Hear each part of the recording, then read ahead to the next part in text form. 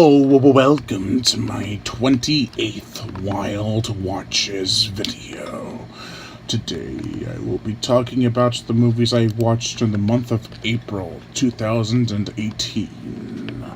I will talk about them individually starting now. The first movie I watched was Clowntown. Pretty forgettable. It's not the best killer clown movie out there, especially not of 2017. It had some potential, there were some creepy clowns and a good backstory, but still in the end it was just bleh. The second movie I watched was When Dinosaurs Ruled the Earth.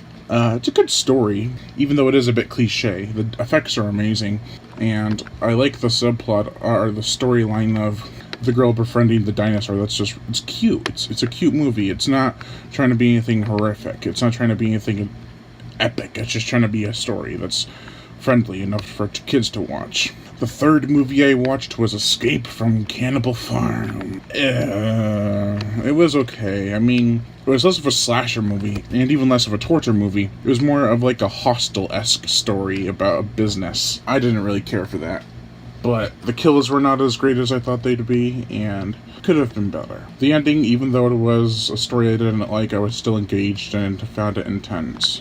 The fourth movie I watched was Attack of the Giant Leeches, the 1959 original cult classic. Well, it's a bad movie, but I think it's not as bad as some other movies I've seen. It's still got redeeming qualities, just not enough to warrant a passing grade from me. The fifth movie I watched was It, from 2017. I watched this in New York while visiting family, and we all had a great time. It is a classic in the making. I think it'll be remembered for years to come as the movie that broke boundaries of box office revenue and fandom, so it's really something. The sixth movie I watched was Deep Blue Sea 2. I watched this twice. I do not hate it. I do not love the hell out of it. But I think it's way above decent. It's better than people are making it out to be. And I have plenty of reasons on my Facebook fan page as to why. I don't have time to go into them right now, but still. The seventh movie I watched was The Sisterhood, a post-apocalyptic, woman-empowering action movie from Sergio H. Santiago, I believe. So, right off the bat, you're in for some classic post-apocalyptic action. It wasn't the best. It could have been better. There were things about it I liked, there was a lot of things I didn't like. So, still, I'd give it a watch again any day. The eighth movie I watched was, I believe, on Friday the 13th? Yeah, it was. That was Friday the 13th Part 2. I watched this with Amanda from Channel Sundown on a live watch, and we had a great time. But the movie itself, I don't know, I do love it, but it's not my favorite of the first four. In fact, it's probably my least favorite of the first four, but it's still a good movie. The ninth movie I watched was Escape from New York. I loved this movie. A lot of people either can take it or leave it, but I think it has a charm to it that really oozes out in every frame. The 10th movie I watched was Rampage. I saw this in theaters with a friend. I enjoyed the hell out of it. It's dumb, it's an action movie, but it has this creature feature vibe to it that isn't like many of the creature features you see on Sci-Fi Channel. It has heart. A lot of it.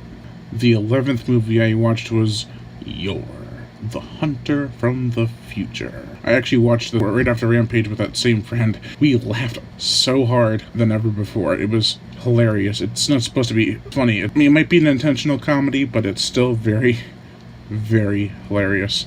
And I actually heard about it before, and experiencing it on Blu-ray was just a joyous wonder. The 12th movie I watched was The Great Alligator.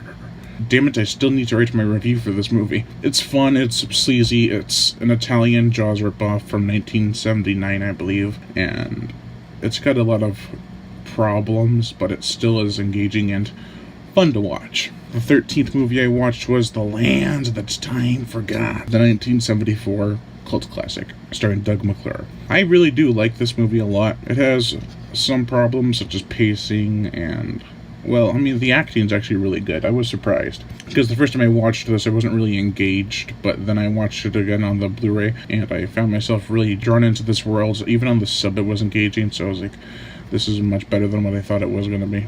The 14th movie I watched was Dark House. This is from the director of Deep Blue Sea 2, and I do enjoy this movie quite a bit. It has some problems, but the concept is way cool. Cooler than I made it out to be in my review.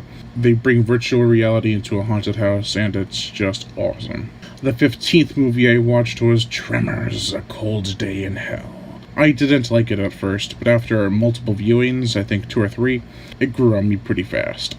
So it's definitely the worst of the franchise, but still saying that it's a great movie for what it is. The 16th movie I watched was The Void. I love this movie.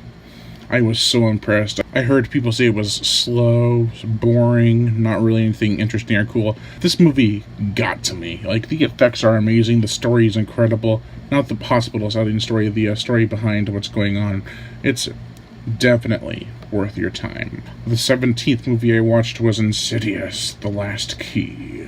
It was okay. It's better than Part 3, about as good as Part 2, maybe a little bit better, because I did enjoy Part 2, but it was something about it wasn't nearly as good as the first. This kind of brought it back to the creepy factor. I really did enjoy it. The 18th movie I watched was Friday the 13th, the final chapter. I felt like popping this one in because I love watching this movie. It's definitely my favorite Friday the 13th movie. I love all the things about Friday the 13th, the original. This has everything that's in that and then some. I give it major props as being my favorite of the franchise. It's a lot of people's favorite of the franchise, but still. The 19th movie I watched was a screener I actually got from the director of Weird Fiction. Now, Weird Fiction, it's a really good anthology for such a low $300 budget movie. It has a lot of shortcomings, but they make it work in its favor and it pulls it off nicely. So, major kudos. And last but not least, the 20th movie I watched in the month of April 2018 is Driller Killer. I watched this with Amanda from Channel Sundown. Oh my god, I can't stand this movie. I mean, it's not the worst movie out there. I'm not saying that, but fuck me. The music is so loud, the audio is so loud, the characters are so loud. It's a basic story, but it has deeper meanings, and that's why people like it. I can't stand the fucking thing. So anyways, those were the 20 movies I watched in the month of April 2018. Thank you all for watching, and I am Brian Gatto, host of Horror Show Entertainment. Make sure to like my Facebook page in the description below and leave comments and subscribe.